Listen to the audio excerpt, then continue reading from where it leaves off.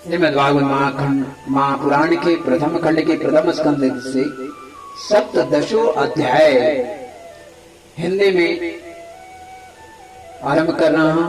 शीर्षक है महाराज परीक्षित द्वारा कलयुग का दमन। इसका मैं वर्णन करता हूं। इससे पूर्व मैं प्रभु का स्तुति कर लूं। करारविल्ले पदारविंदम मुखारविल्ले विन्वेषयन्दम वटस्य पत्रपुटे शयानं श्रीबालमुकुन्दं मनसा स्मरामि। श्रीबालमुकुन्दं शिरसा नमामि। सप्तदशो अध्याय यानी 17वां अध्याय में महाराज परीक्षित के द्वारा कलयुग का दमन होता है। इससे पूर्व के अध्याय में करुण स्थिति में करुण भाव से पृथ्वी जो गाय रूप में थी बहुत दुखी थी, करुण हृदय था। उसी समय धर्म कुछ उनसे प्रश्न करते हैं। उन प्रश्नों को वो जवाब दिए हैं 16वें अध्याय में। उसी समय महाराज परीक्षित उपस्थित होते हैं और वो देखते हैं कि एक दीनहीन पतले दुबले सी उसका बछड़ा नहीं है और वह शूद्र जो है उसे मारे जा रहा है। इस प्रकार वह पिटता जा रहा है जैसे कसाई। यह देखकर परीक्षित बहुत क्रोध में आकर के उसे ललकारते हैं। इसी का वर्णन इस 17वें अध्याय में है। सूची कहते हैं सौनक जी वहां पहुंचकर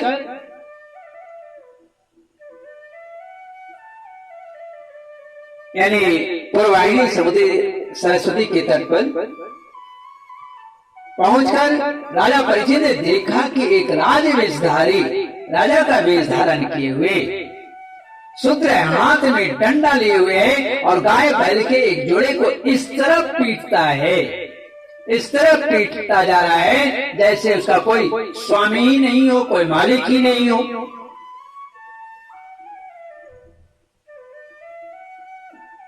वह कमल तंतु के समान जो श्वेत रंग का बैल था वह थर थर कांप रहा था, थर थर कांप रहा था। शूद्र की ताड़ना से वह मल मूत्र त्याग कर रहा था। वह इतना पीड़ित हो गया था, इतना भयभीत था कि मल मूत्र उसको वह त्याग कर बैठा। धर्मोपयोगी दूध घी आदि हविष पदार्थों को देने वाली जो वो गाय थी,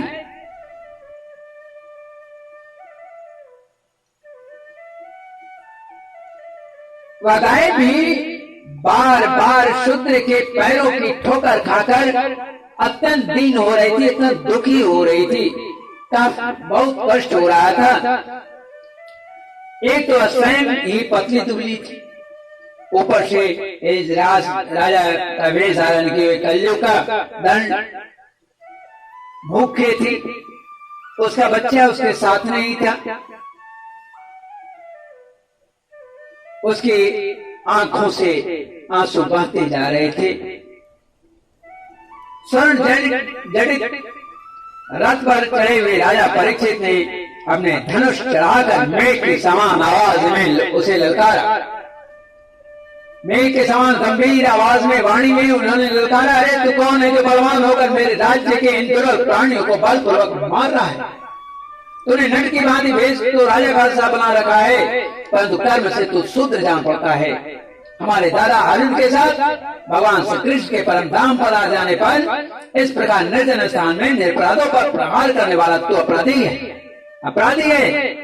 अतः वध की जोग है, हम तुम्हें वध कर देंगे। उन्होंने धर्म से पूछा, कमलनाल के समान आपका श्वेत वर्ण है, तीन पैर न होने पर भी आप एक ही पैर पर चलते फिरते हैं, यह देखकर मुझे बड़ा कष्ट हो रहा है। बताइए, आप क्या बैल के रूप में कोई देवता हैं? अभी यह भूमंडल कुरवंशी नरपतियों के बाहुबल से सुरक्षित है, इसमें आपके सिवा और किसी प्राणी की आंखों में शोक के आंसू बातें नहीं देखा मैंने। हे धेनुपुत्र, अब आप शोक न करें, इस शूद्र से निर्भय हो जाएं। हे गो माता, मैं दुष्टों को दंड देने वाला हूँ, अब आप रोए नहीं, आपका कल्याण। महाराज परीक्षित की ये आश्वासन मिली। महाराज पुनः उस देवी से कहते हैं कि देवी, जिस राजा के राज्य में दुष्टों के उपद्रव से सारी प्रजा त्रस्त रहती है, उस मत वाले राजा की कीर्ति, आयु, ऐश्वर्य और परक और परलोक नष्ट हो जाती है। राजाओं का परम धर्म यही है कि वे दुखियों का दुख दूर करें। वह यह महादुष्ट और प्राणियों को पीड़ित करने वाला है, अतः मैं इसे मार डालूंगा। सुरभिनंदन, आप तो 4 पैर वाले जीव हैं, आपके 3 पैर किसने काट डाले? श्री कृष्ण के अनुयायी राजा के राज्य में कोई भी आपकी तरह दुखी नहीं हो। वृषभ, आपका कल्याण हो। बताइए, आप जैसे निरपराध साधुओं का अंग भंग करके किस दुष्ट ने पांडवों की कीर्ति में कलंक लगाया है? जो किसी निरपराध प्राणी को सताता है, उसे चाहे वह कहीं भी रहे, मेरा भय अवश्य होगा। दुष्टों का दमन करने से साधुओं का कल्याण ही होता है। जो दंड व्यक्ति निरपराध प्राणियों को दुख देता है, वह चाहे साक्षात देवता ही क्यों न हो, मैं उसके बाजूबंद से विभूषित भुजाओं को काट डालूंगा। बिना आपत्ति काल के मर्यादा का उल्लंघन करने वालों को शास्त्र अनुसार दंड देते हुए अपने धर्म में स्थित लोगों का पालन करना राजा का परम धर्म है। इन सारी बातों को सुनने के बाद जो बैल रूप धारण किए हुए धर्म था, वह धर्म ने कहा, वह धर्म राजा से कहता है, बताया, राजन, आप महाराज पांडु के वंशज, आपका इस प्रकार दुखियों का आश्वासन देना आपके जोगी है, क्योंकि आपके पूर्वजों के श्रेष्ठ गुणों ने भगवान श्री कृष्ण को उनका सारथी और दूध आदि बना दिया था।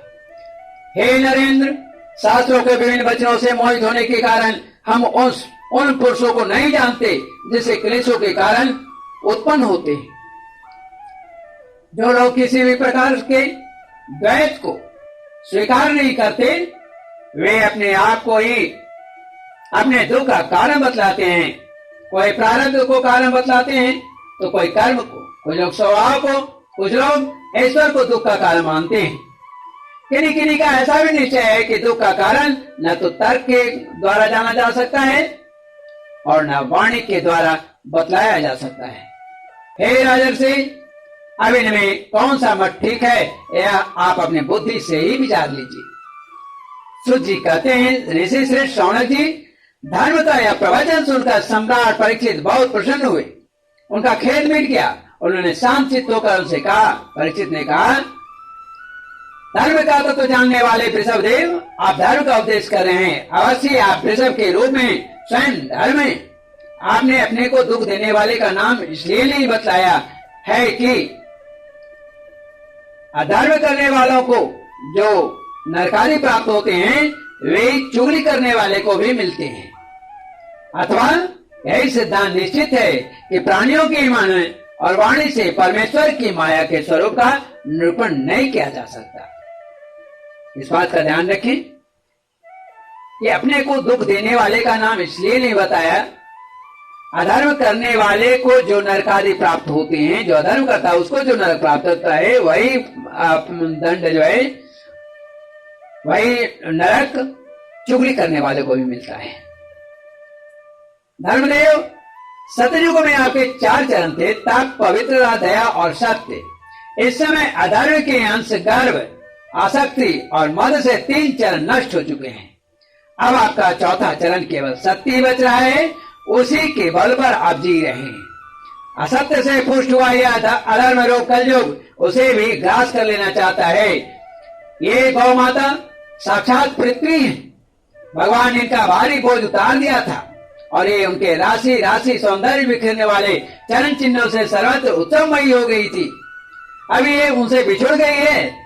वे साध्वी अभागिन के समान नेत्रों में जल भरकर यह चिंता कर रही है कि अब राजा का स्वांग बनाकर ब्राह्मण द्रोही शूद्र मुझे भोगेंगे। महारथी परीक्षित ने इस प्रकार धर्म और पृथ्वी को संतावना दी। फिर उन्होंने अधर्म के कारण रूप कलयुग को मारने के लिए तीक्ष्ण तलवार उठाई। कलयुग ताड़ गया कि ये तो आप मुझे मार ही डालेंगे, मार ही डालना चाहते हैं। अतः झटपट उसने अपने राज चिन्ह उतार डाले और भय विवल होकर उनके चरणों में अपना सिर रख दिया। परीक्षित बड़े यशस्वी दीनवत्सल और शरणागत रक्षक थे। उन्होंने जब कलयुग को अपने पैरों पर पड़े देखा तो कृपा करके उसको मारा नहीं, अपितु हंसते हुए उसे कहा। परीक्षित बोले, परीक्षित कहते हैं, न ते गुडाकेश यशोधराणां बद्धाञ्जलिर्वै वयमस्ति किंचित् न वर्तितव्यं भवता कथंचन क्षेत्रे मदीये त्वं धर्म बंधु। जब तू हाथ जोड़कर शरण आ गया तब अर्जुन के यशस्वी वंश में उत्पन्न हुए किसी भी वीर से तुझे कोई भय नहीं है, परंतु तू अधर्म का सहायक है, इसलिए तुझे मेरे राज्य में बिल्कुल नहीं रहना चाहिए। तेरे राजाओं के शरीर में रहने की से ही लोभ, झूठ, चोरी, दुष्टता, स्वधर्म, त्याग, दरिद्रता, कपट, कलह, दम और दूसरे पापों की बढ़ती हो रही है। अतः अधर्म के साथ ही इस ब्रह्मावर्त में तू एक क्षण के लिए भी न ठहरना, क्योंकि यह धर्म और सत्य का निवास स्थान है। इस क्षेत्र में यज्ञ विधि के जानने वाले महात्मा यज्ञों के द्वारा यज्ञ पुरुष भगवान की आराधना करते रहते हैं। इस देश में भगवान श्री हरि यज्ञ के रूप में निवास करते हैं। यज्ञों के द्वारा उनकी पूजा होती है और वे यज्ञ करने वालों का कल्याण करते हैं। वे सर्वात्मा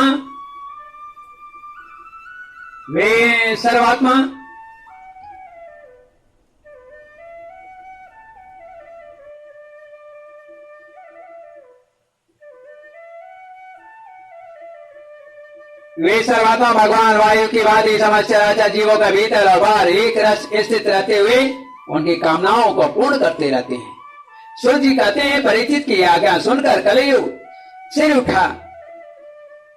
उठाया यमराज के समान मारने के लिए उद्धत हाथों में तलवार लिए हुए परीक्षित से वह बोला। कलि ने कहा, सार्वभौम आपकी आज्ञा से जहां कहीं भी मैं रहने का विचार करता हूँ, वहां देखता हूँ कि आप धनुष बाण पर चढ़ाए खड़े हुए हैं। आप धनुष पर बाण चढ़ाए खड़े हैं। धार्मिक शिरोमणि, आप मुझे वह स्थान बतलाइए जहाँ मैं आपकी आज्ञा का पालन करता हुआ ऐसे होकर रह सकूं। तब सूर्य जी कहते हैं कि कलयुग की प्रार्थना स्वीकार करके राजा परीक्षित ने उसे 4 स्थान दिए। एक तो द्यूत यानी जुआ, दूसरा मद्यपान यानी शराब, तीसरी स्त्री संग और चौथा हिंसा। इन स्थानों में तमसा, असत्य, मद, आसक्ति और निर्दयता 4 प्रकार के अधर्म निवास करते हैं। उसने और भी स्थान मांगे, तब समर्थ परीक्षित ने उसे रहने के लिए एक और स्थान दिया। वह था सुवर्ण यानी धन में रहने का आश्वासन दे दिया। इस प्रकार कलयुग के 5 स्थान हो गए: झूठ, मद, काम, बैर और रजोगुण। परीक्षित के दिए हुए इन्हीं 5 स्थानों में अधर्म का मूल कारण कली उनकी आज्ञा का पालन करता हुआ निवास करने लगा। इसीलिए आत्म कल्याणकामी पुरुषों को इन 5 स्थानों का सेवन कभी नहीं करना चाहिए।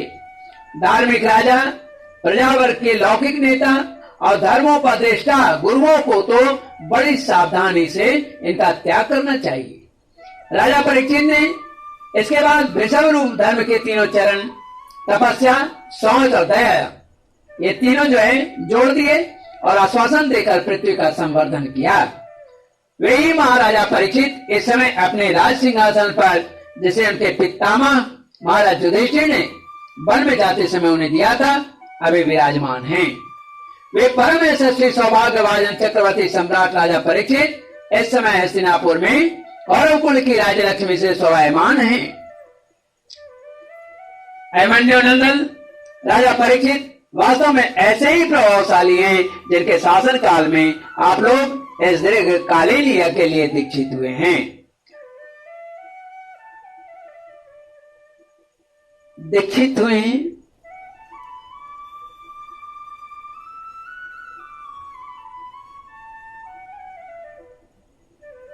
43 से 45 तक के श्लोक में महाराज परीक्षित का वर्तमान के समान वर्णन किया गया है।